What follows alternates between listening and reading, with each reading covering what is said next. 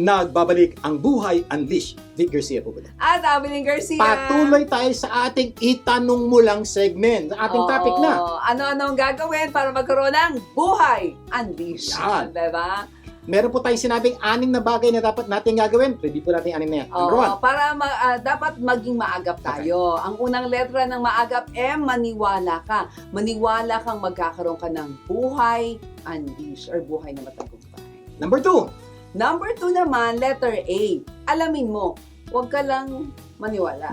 Alamin mo. Hindi, maniwala ka. Alamin mo yung paniniwalaan mo. Correct. Kasi Oo kung nga. mali yung paniniwala mo, ano yun na yung paniniwalaan mo? Kaya alamin mo yung dapat mong paniwalaan. Dahil maraming pwedeng paniwalaan na tama at mali. Which is, alamin mo magandang plano sa iyo ng Diyos. Pag-usapan na po natin kanina yan. Number 3. Number 3, isang A. Aralin Aralin mo yan. Aralin mo kung paano ba makakamit o magkaroon ng buhay unleash. At ito po, tuturo po namin sa inyo sa mga susunod nating pagsasama. Pang-apat na letra. Pang-apat na letra. Letter G. Gawin mo. Yan.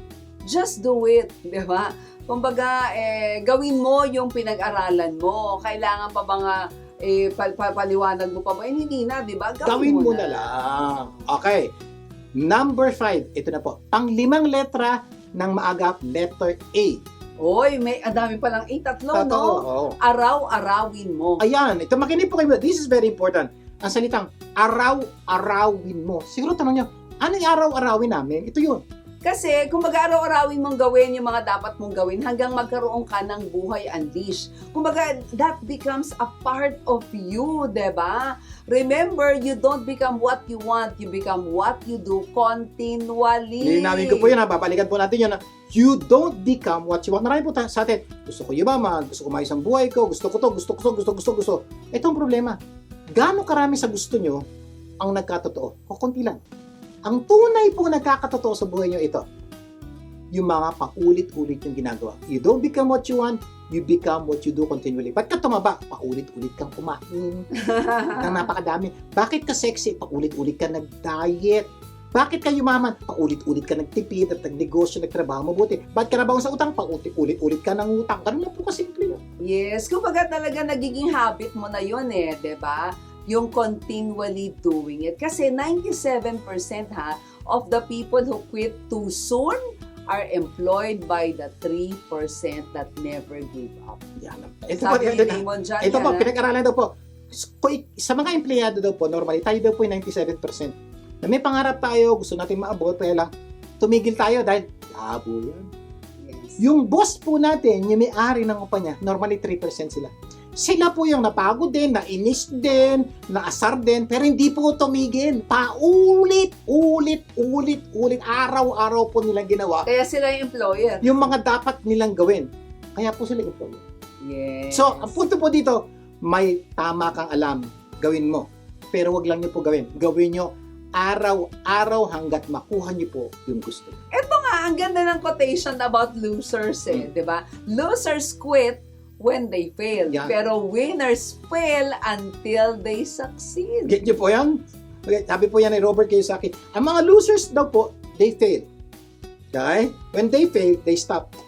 Ang mga winners po, when they fail, they continue until they succeed. So, kaya napaka-importante po yung salitang arawin mo yung mga dapat mong gawin. Bakit ba humihinto yung mga tao? Bakit ba hindi sila continually Ito yan. Siguro tanong niya, Sir, kasi marami pong problema. Ito yan. Some quit due to slow progress. Sir, ang tagal na eh. 10 taon na eh. Wala nangyayari.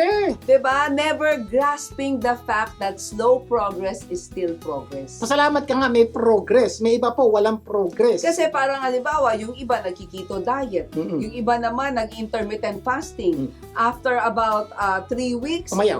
walang nangyayari, umaayaw na. Diba? So hindi po, walang kaya nga po nangyayari. napaka-powerful nitong step number 5. Arawin mo yung isang bagay na alam mong dapat mong gawin, na pinag-aralan mo at alam mong plano ng Diyos yun at pinaniwalaan mo. Gawin mo lang araw-araw. Alam mo kung bakit yung iba hindi inaaraw-araw? Ay, ito na to. Napapagod. Yeah, pagod na po ako. Oo, tired. Anong sabi ni Vic Garcia? Ito, payo ko po sa mga napapagod. Kapag pagod, huwag magreklamo. Huwag sumuko, huwag magalit. Tumiba, nagagalit Ang solusyon po sa pagod, magpahinga. Kaya lang yung iba kasi, Pag pagod, nagrereklamo. Nagagalit. Nagagalit. Sumusuko. Sumusuko na. Kaya po, solusyon sa pagod, makinig ka. Magpahinga. Pagod ka na sa relasyon ng mag-asawa. Bakasyon ka muna. Baka kailangan kang sa 2 araw. Bahanginan ka muna. Oo, pahangin ka muna. Punta ka muna sa iba. Kumisan yun lang po, pagbalik mo, ay okay na. Okay, kailangan po kumisan ng po buong araw po. Kumisan, give yourself 1 to 2 hours on your own. Layo ka muna sa asawa mo, layo ka muna sa mga anak mo. Those 1 to 2 hours is rest. And I promise you, that rest will make a lot of difference in your relationship. Kaya nga, let us not become weary in doing good. For at the proper time, we will reap a harvest if we do not give up. Diyos na po ang nagsabi niyan, hindi po kami, na pag ikaw hindi ka bumigay, sigurado maaani ka ng maganda. Maramis po sa atin, kaya hindi po gumaganda ang buhay natin, maaga kang bumigay. Kaya para maging maaga, pag gumanda ang buhay, araw-arawin. Araw-arawin mo. Stop until it's done. Ganda po nun ha, may ginagawa ka. Don't stop until it's done. Araw-arawin mo. Number 6. Number 6, ano naman letra yung Pang-anim. maaga? P. Oo, pang-anim natin, letter P. Panalangin mo. Ayan. Panalangin mo sa Diyos na gabayan ka sa bawat hakbang ng buhay mo. Isa po yung napaka-importante po. Kumisa, dito po tayo nagkukulang. Feeling natin, kaya natin ang buhay natin, tayo gagawa ng buhay natin. Hindi po. Kailangan po natin ng Diyos sa buhay natin. Kasi prayer changes everything. Sa totoo lang. Po yan. Napatunayan na namin yan sa buhay namin. Maraming bagay po ang magbabago pag natuto tayong manalangin. Bakit po? Nananalangin po tayo sa Diyos na gumawa ng langit at lupa. Yes. So, He's so powerful. More powerful than our boss, more powerful ng bangko pinagkakautangan natin, more powerful ng nanay, tatay, biyanan natin. So, He's so powerful. And we're asking help from Him. Itong gusto ng Diyos, tulungan tayo. Hindi ba? It will change everything. Kasi prayer, ano yan is our acknowledgement that what is impossible with man is possible with God.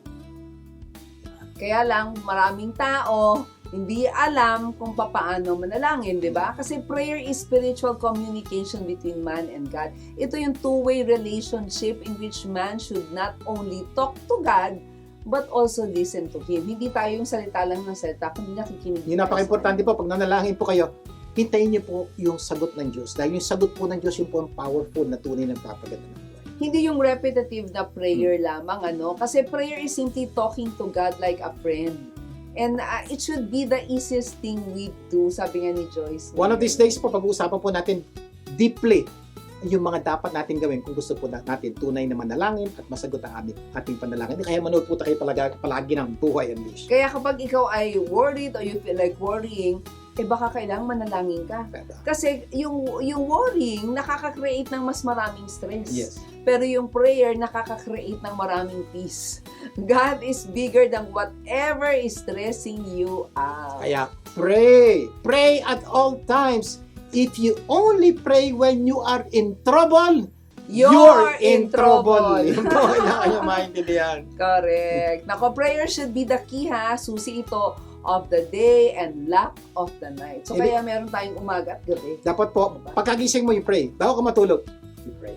Sana marami tayong natutunan sa ating pinag-usapan ngayon. At next week, mas marami pa tayong pag-uusapan. Talaga pong pagbibigay sa inyo ng Buhay Unleashed. Closing prayer tayo. Amang nasa langit, maraming po salamat sa pagtuturo niyo po sa amin. Pero baka kami magkaroon ng buhay na mas matagumpay, mas masaya, at mas makabulan kung kami po ay tunay lang magiging maagap sa buhay. Tulungan niyo kaming magkaroon ng Buhay Unleashed. Lahat ito'y dalangin namin sa pangalan ni Jesus.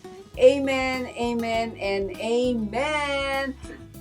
At syempre, kami po ang inyong nakasama. Vic Garcia po. At Evelyn Garcia. Laging tandaan, asamin natin ang Buhay Unleashed. See you next week.